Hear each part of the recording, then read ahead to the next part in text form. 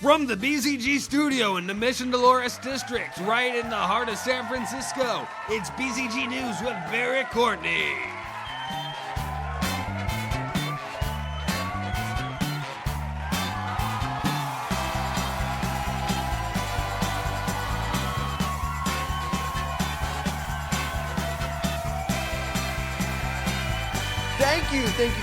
Thank you so much all the way up there. Thank you so much all the way down here. And thank you so much right here. What's up, everybody? My name is Barrett Courtney, and this is BzG News, your last resort for all of the crazy, fucked up, nerdy news that's going around all over the internet, all over the world, and whatnot. Before we get into the show proper, I just want to focus on patreon.com. Talked a little bit about it last week, but if you want to support BzG in general, we've got a couple shows going on, right? We've got this show, BzG News. We've got our podcast, Talking Shit. And we've got a special show called The B-List. If you want to support those crazy, dumb shows like this one, go over to patreon.com/BzG. We have a specific tier for BzG News. If you want to be a guest on BzG News, there's a tier for you for that. Because I haven't been doing Gamer of the Month lately, that was because that's why, because I wanted to sort of add it into our Patreon. And so yeah, go check that out, patreon.com/BzG. And also last week I talked about the Beatles documentary, 8 Days a Week, where Ron Howard made a documentary on the touring years of the Beatles, specifically like the Beatlemania era, where they're doing a lot of tours and they slowly learned that their concerts weren't about their music anymore. It was just about them as personalities almost, and the music was being drowned out at the shows, so they decided to stop touring. So interesting documentary. I talked about it last week and how there's like a limited theater release and whatnot, but also it is now streaming on Hulu. So if you have Hulu, go check that out. I still want to watch it. I haven't been able to watch it yet. So I guess I'll come back to you guys next week, tell you how I liked it. And also, if you've watched it already, if you're going to watch it at all, come back here and comment and tell me how you liked it. So, there you go. But enough of that. Enough of the housekeeping. Let's get into the nerdy news that you guys should care about. The first piece of news, easily one of the most anticipated games this year, South Park: The Fractured Butthole, is sadly another victim to the delay train this year. All aboard the delay train, whoop whoop. Ubisoft recently gave an update for the game on its blog saying the superhero-themed story is being pushed to Q1 2017. Now, I want to just say, I was watching Colin and Greg live the other day, and they talked about this, and Colin and Greg both said how they knew about this for a while, like behind closed doors, and all the official gaming journalism stuff going on. Like they knew stuff, they heard things, and they apparently knew about it for so long. They were surprised that at like one point they said when are they going to talk about this? So I feel like since Ubisoft knew that they're going to delay this eventually, and it's not like a developer just one day is like, all right, we just got to delay this. Well, they do that, but it's not like within 10 minutes of each other it's like, okay, we got to delay this, let's just announce it to the world, right? They usually take time before actually announcing a delay, right? So it's not that surprising that it was delayed. It seems like they're expanding more on the RPG sort of turn-based fighting stuff, as we saw from the E3 trailers, and I think there are like longer pieces of like gameplay videos out there. I haven't watched any of them, but it seems like they're just doing way more stuff this time around. So it's understandable. They just announced it a couple months ago, and they're like, hey, it's coming out like later this year, and I was really surprised about that. That was like, that's the closest we've gotten to like the Fallout 4 moment this year, where it's like, hey, this game, we're announcing this game, and it's coming out like later this year. So, or no, they announce it No, they didn't announce it at E3. They announced it either earlier this year or late last year. So that's my bad. I totally fucking forgot about that shit. But they went in depth, right? They went in depth of what the game is, and then they said like, hey, it's coming out in a few months, right? So I'm not super surprised. And they said Q1 2017, so it's not a huge delay. I imagine it's just little touch-ups to make the game perfect because, the guys of South Park, Matt Stone and Trey Parker, want to make like a really good game this time around. They had a really bad experience of making the Stick of Truth, and so I imagine they just want to put out as good of a product as they did with Stick of Truth. And so I wouldn't be too worried about it. It's not going to be this huge long delay. So even though our lineup of games this fall is dwindling by the minute, a lot of the stuff that we've been really excited about has been pushed to next year, but it might give us some time to go into our backlogs of games, right? It's giving me way more time. It's making me breathe a little easier so I can focus on like Mafia 3 and have a good time to focus on that. I can go back and play Arkham Asylum, Arkham City when the Arkham Collection comes out. I can, go into Titanfall 2, a game I wouldn't regularly focus on in the fall season because there's usually games more focus on me where I like story-driven shit and whatnot, and usually not a first-person shooter kind of guy, but I like the Titanfall 2 beta, and if there's a story, that gives me time to check that kind of shit out. So, it sucks that we're getting delays on games that we're all really excited for, but, maybe we can check out things that we're not usually checking out. So anyway, if you're really jonesing for South Park stuff, and if you don't have your last generation console like the 360 or the PS3, you can pre-order the Fractured Butthole now if you pre-order it on the digital PlayStation Store and possibly Xbox. I'm not too sure what Xbox's situation is, but if you pre-order it on PSN digitally, you get a free download of Stick of Truth that you can download right now and go play right now. If you do it through GameStop, though, you don't get a code for the Stick of Truth until the game comes out. So if you want some immediate Stick of Truth action, you can pre-order right now on the PlayStation Network.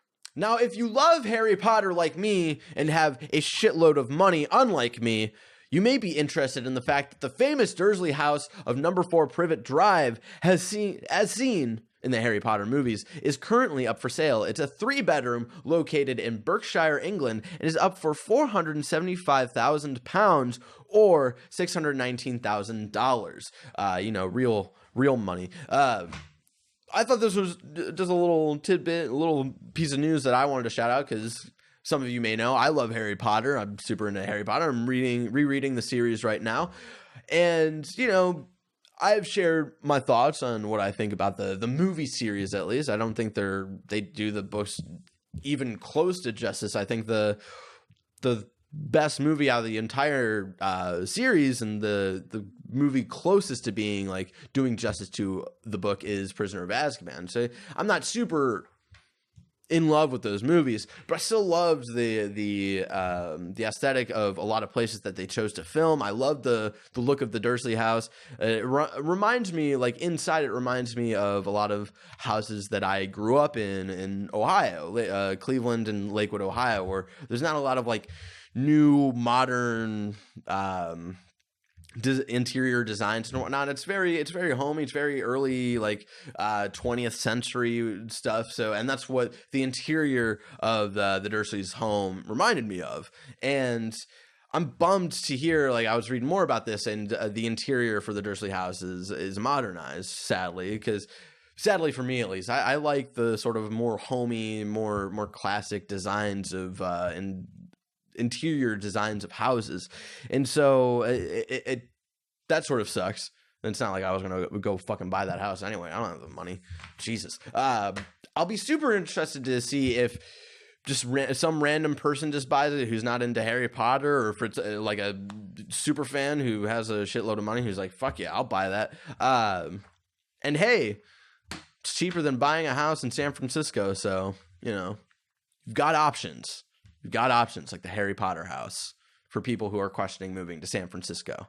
There you go. Now, our third piece of news sort of harkens back to last week's episode where I talked about Sony's terrible fucked up week. So this sort of alludes back to that. If you've been waiting anxiously to hear anything from PR about No Man's Sky in the last month, well, Shuhei Yoshida finally from PlayStation finally said something in an interview with Eurogamer saying, quote, "I understand some of the criticisms, especially Sean Murray is getting." Sean Murray is the artistic director and I think overall director of No Man's Sky from Hello Games, is getting because he sounded like he was promising more features in the game from day one. It wasn't a great PR strategy because he didn't have a PR person helping him. And in the end, he is an indie developer, unquote. So I have a couple problems with the way Shuhei Yoshida is talking here. So No Man's Sky, was developed by Hello Games. Hello Games is an indie developer. But you know what? PlayStation was super in bed with Hello Games to sort of bring them over to Sony to make it a PS4 console exclusive, at least. You know, it's still out on PC, but it's only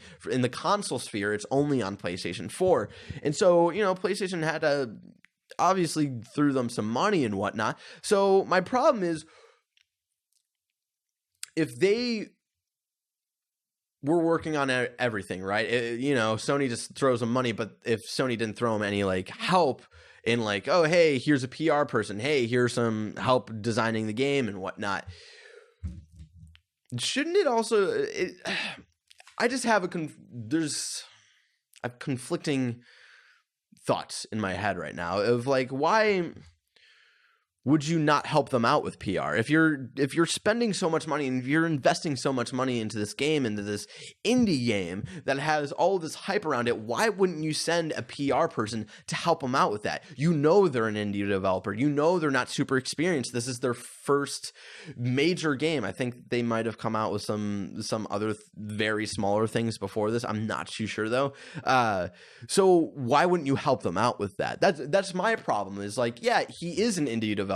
He didn't fucking major or grow up in a PR space. He fucking majored and grew up in designing video games and making the back end stuff for video games. So why wouldn't you send a PR person to help out if you knew throughout the entire time of Sean Murray going out and doing interviews and whatnot, and you saw that and you're investing money into that and you didn't like the way he was spinning his game? Why didn't you send a PR person to help them out? So that's my problem. That is sort of like, it's just weird, you know? Obviously, he's not a great PR person. He's not born to do that. He wasn't raised in that PR space. He was raised in fucking developing video games. So I don't like that PlayStation is sort of just dropping Hello Games like a bad hat, you know? They're just like, no, just fucking, God. That's sort of shitty of them. PlayStation should they should admit, like, hey, yeah, this sort of sucks, but you know, let's try to make it better. Let's make it better because this is sort of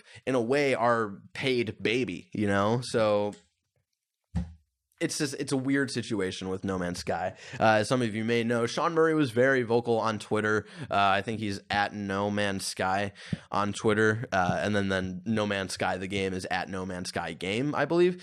And so he was very vocal on Twitter before the launch of this game. And the launch of this game happened. People weren't super impressed by it, you know? And it's not like a lot of people were like,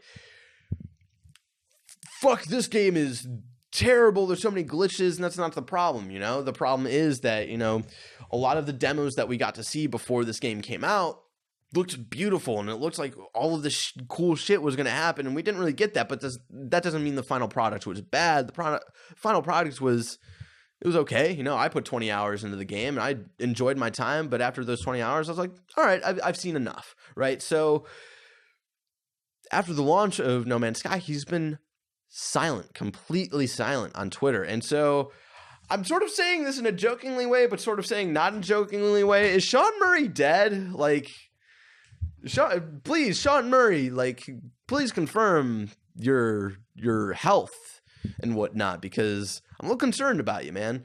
You're very artistic like mind, and you definitely have some talent there. You have some cool ideas in your brain, and you know, maybe this artistic vision that you had for this game didn't pan out so well for you, but that doesn't mean it's the end of the world, man. There are definitely cool things that you made while making this game, of the way of making a video game, right? Of like everything sort of rendering in real time and all this stuff. And that's really cool. And the space for the game, the actual file size for the game is not that fucking big, and you made this huge fucking universe. The way you made the game is fucking cool. So push that and keep going with that, and maybe your next project you can still have that sort of like the way you made this game, put that into another project and go for another, or like just make another project, and maybe it'll be better that time around. Just No Man's Sky and the reception it has, Sean Murray, it's not the end of the world, okay? So people who are realistically watching this show, go tweet at Sean Murray, go tweet at No Man's Sky, and say, yo, we hope you're doing all right. Because you know what? He might have gotten a lot of shit, but he's still a human being, and he's a fucking, he's an out there kind of guy. And I say that because he's very artistic, and he's very, like, just out there with the way video games are created. So he is a creative dude. He is an artistic kind of dude. So, but he's still a human being. No Man's Sky might not have been the hyped up game that you're hoping it would be, but you know what? It's an okay game, and he's still a person. So go tweet some love at Sean Murray, because I would like to know if he's okay or not. So yeah, there you go. We love you, Sean Murray. Don't give up. So our next piece of news, lots of NX rumors have been popping up the last couple of months. Nothing really truly confirmed, but with our luck, probably, because we record this on Wednesdays. By the time this video goes up, it'll be like NX officially announced and whatnot. So maybe not. I don't fucking know. So by the time I'm recording this, nothing has truly been confirmed. With all this speculation going on, I'm going to butcher this name, so please forgive me.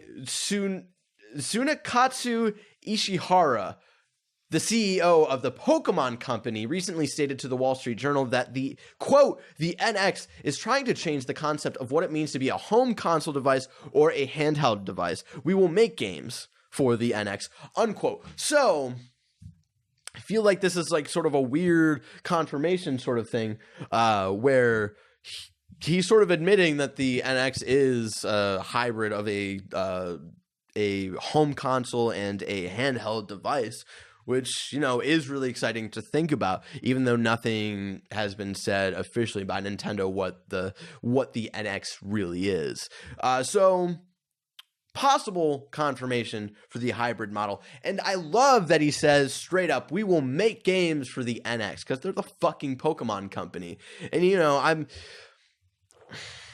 I really hope that it's just not a regular Pokemon game. That it's, and I say that in the sense of I'm not saying like, oh, I want a fucking Pokemon Snap or I want a Pokemon Coliseum, because fucking just let those things die. What I want is sort of a reimagination of what a true Pokemon game can be, right? For the 3DS for the last couple of years, we've had X, Y, and then Sun and Moon are coming out, and we've had Alpha Sapphire and fucking whatever the other one is. I just know Omega Ruby. Thank you, Henry, who's in the crowd today. We've had these sort of 3D ones where if you're in a town, it does feel very 3D, but if you're in the traveling between places, if you're in the places where you catch fucking Pokemon, it's still very top down. You're navigating throughout. But I want a fucking Pokemon game where it's over the shoulder, fucking true sort of 3D experience, where it is more of a 3D open world type of game, but still in the Pokemon format, right? That would be fucking awesome. So I really hope that they use the NX as an excuse and as the first step to reimagining what a true Pokemon game can really be. And I think, them testing out with Pokemon Go is sort of maybe not a confirmation of they're going to reimagine what Pokemon can be, but it's sort of a telling sign of they want to change what we can do with Pokemon. So I really hope, I'm sure Sun and Moon will be at least good. I don't think there's ever been a Pokemon game that's been, or at least a true Pokemon game that has been fucking downright awful. So, it's going to be at least good, but I would love to see just we've talked about it on plenty of our shows before. I would just love to see Pokemon do a true 3D open world style game, right? And but keep it in the same Pokemon formula. So that's what I want. I'm really excited for that possibility for the future of Pokemon and the future of Nintendo. And anyway, for our final piece of news, some more possible NX confirmations. Reddit users recently looked at the source code for the Legend of Zelda Breath of the Wild amiibos. There's a Link one, and there's another Link one, and there's a Guardian one. I don't fucking know. And found the dates attached to the code. When you go onto the pages themselves, they don't really show a date. They just say 2017 or whatnot. But they found a specific date attached to the codes, which says March 4th, 2017, possibly alluding to the actual game's launch date. Breath of the Wild has not been given an official release date, and while the same goes for the NX, Nintendo has stated in the past that their new mysterious console will launch in March 2017. So, if we look at it, if we put our, analysis glasses on right here, we could take this as possible Zelda and NX NX launch date, right? Because they have said Zelda may or may not be launch day for NX. Zelda might come later for the NX, but I think it makes sense for amiibos to come out the same day as the game. I think it'd be weird to release those before the game comes out. So if we have this game come out in March, which wasn't really confirmed or really acknowledged at all, they're saying we're not too sure when it's going to come out, but it will come out in 2017.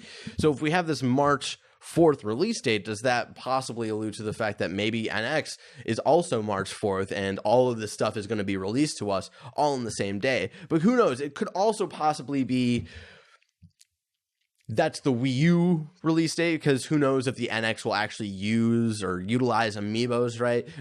Which would be dumb if they didn't, because amiibos are fucking a very vibrant moneymaker for Nintendo. They fucking make a shitload, and they know how to market amiibos for the fucking nerds out there like Henry Montiero. So I think it could also be this is the Wii U date, and then maybe NX comes out later that month, and then maybe Zelda comes out a month after. We don't know anything yet, but I'm just saying it's in the realm of possibility. All of this stuff is coming out March 4th, 2017, but who knows? Hopefully we'll know more soon. All right, ladies and gentlemen, that was all. Didn't have that much news this week, but that was all of it. But before we go, remember, I have a segment at the end of every episode of BzG News called Don't Forget, where I talk about the upcoming video games, movies, and whatever that's coming out this next week, so you don't forget to check them out. First thing on the list, we've got Sonic Boom Fire and Ice coming to the 3DS on September 27th. It's a Sonic game. You should know by now it's going to be fucking awful. So that's all I got to say. What is it, Sega? Sega owns Sonic, right? So Sega has said recently, we are looking into the future. We want to invest and make good games for the properties that we own, right? And they've been talking about, that's going to happen in the future. And I feel like this fucking Fire and Ice thing has been talked about for the better part of this last year. So this has sort of been in the between of Sega being shit and Sega coming back and being hey, we're going to try now. We're going to try because we haven't been trying. So who knows? I imagine this was just, it's a fucking Sonic game, so come on. We also have Forza Horizon 3 coming to PC and Xbox One, also coming out September 7th. It's getting fucking amazing reviews across the board, so if you're into fucking cars and shit, I guess this is going to be a game for you, because it's, from what I've seen so far, it's getting pretty good reception. We also have Hitman Episode 5 Colorado coming out September 27th for PC, PS4, Xbox One. The Hitman is one of those things where I think people enjoy it, and it's weird that it's a sort of episodic sort of thing, even though it just doesn't, the gameplay itself doesn't really match with how they're releasing this game, right? At first they did say oh, Hitman's going to come out in its entirety, and then at one point it was oh no, never mind, it's going to be episodic. And I honestly think that's because they were taking their dilly-dally fucking time making the game. So I think that they made it episodic so they can be okay, you don't have to wait too long to play at least a little bit, right? So I don't know, if you're enjoying Hitman, fucking props to you, and let me know in the comments if it's good and if anybody should check it out, because I feel those episodes have been coming throughout this entire year and no one's been talking about it. So I'd be interested to see how well those are selling. And then we also have XCOM 2 for the PS4 and Xbox One coming also September 27th. And this is, I feel like XCOM recently just came to the current gen consoles, and a lot of people are saying it did not run well at all. So I would be a little hesitant about XCOM 2 coming to the console space, right?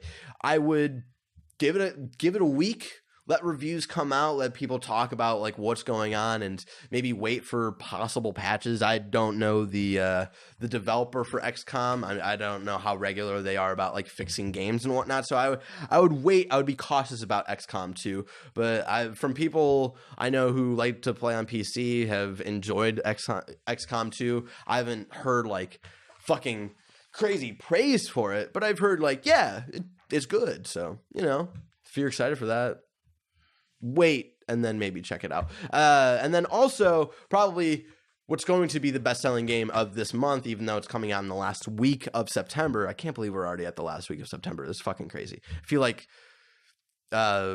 what's that game we had the poster for? Fucking Deus Ex. I feel like that came out just like last week or some shit. FIFA 2017 coming to PC, PS3, PS4, Xbox 360, and Xbox One, coming out September 27th. It's soccer. It's going to be more of soccer. I can say from personal experience, I've play tested FIFA games many times in the past, and it's just like it's more soccer. So, but it'll sell like fucking hotcakes. So yeah, whatever. And then also, we have Quantum Break, which is that game that came out for the Xbox One that people... It got like mixed reviews, but like I know people who aren't like official reviewers, and sort of like the audience had definitely liked it way better than like the reviews enjoyed it, right? So that's coming to Steam and PC retail on September 29th. So, you know, but I feel like Quantum Break was one of those things that like you could still play on PC, but you just had to do it through Microsoft. I'm not too sure, but there you go. You can now buy it on Steam on the 29th. That's all the video games. And the two movies that we have to really talk about that you can watch today after you watch this episode of BzG News. You can go to the theaters and watch this shit with your own two eyes. We've got The Magnificent Seven, which currently has a 62% on Rotten Tomatoes. This actually did the exact opposite thing I thought it would do. So I remember, if you don't know, Magnificent Seven, think is possibly a remake of the original Magnificent Seven. Is it a true remake? Because I feel like it's a different story, or I could be wrong. I don't know. It's all the same thing in The Seven Samurai. Okay, all right. So it's basically just a rip-off of the Seventh Samurai, which is way superior. So I thought this movie was either going to be really, really good or really, really bad. And it seems to be just like right down the middle, where it's like, it's okay. You know, so it did the exact opposite of what I thought it was going to do. It has a 62% on Rotten. I know my boy Sean Pitts from IGN is really excited to watch it. So that might be something I do this weekend, is go see The Magnificent Seven. And then also something that did very okay, which I thought was going to be, I was sort of really excited about, and I may still watch it, is Storks, with a 57% on Rotten Tomatoes. If you don't know, it's a movie about like how storks are basically like a company, and they deliver babies, and it's all like a company, and they're going out of business or whatever. And I thought it looks like a sort of cute thing, and it probably is a cute, fun little family weekend movie. So, you know, it's not getting fucking praise, but it might be fun. So that might, if you got those dumb little kids at your house screaming in the other room while you watch this video, maybe that's something you might want to check out with them this weekend, instead of ignoring them and playing FIFA 17 all weekend. Ladies and gentlemen, that was all the stuff that's coming out this week, and that was all the news this week. So that is the end of this episode for BzG News. Remember what I said about Patreon earlier in the episode. You can check all the new cool perks and whatnot. And also, I'm going to give a shout out. I feel like giving a shout out to someone. Who am I going to give a shout out to? I'm going to give a shout out to Fred Sully of Nerds. I'm wearing this shirt today. I didn't wear a nice shirt or tie today. I was feeling really lazy. I've been working a lot lately. Nerdsonline.com. Fred Sully is one of the hosts for Nerds of the Round Table. You can go check him out on Twitter at Fred_Sully. He hasn't supported us or anything on Patreon or anything. It's not like he paid to get that shout out. I just felt like shouting someone out. So you know what? Fred Sully. I'm going to keep saying your name until you pay us. Well, anyway, ladies and gentlemen, thank you so much for joining me this week for BzG News. Remember, BzG News goes up every Friday at 9 a.m. Pacific Standard Time right here on youtube.com/BeaZoniGamers and bzgamers.com. I hope to see you next Friday for some more nerdy news. But until then, stay fucking nerdy. Thank you so much all the way over here. Please, again, remember to tweet at Sean Murray to make sure if he's dead or alive. Who knows?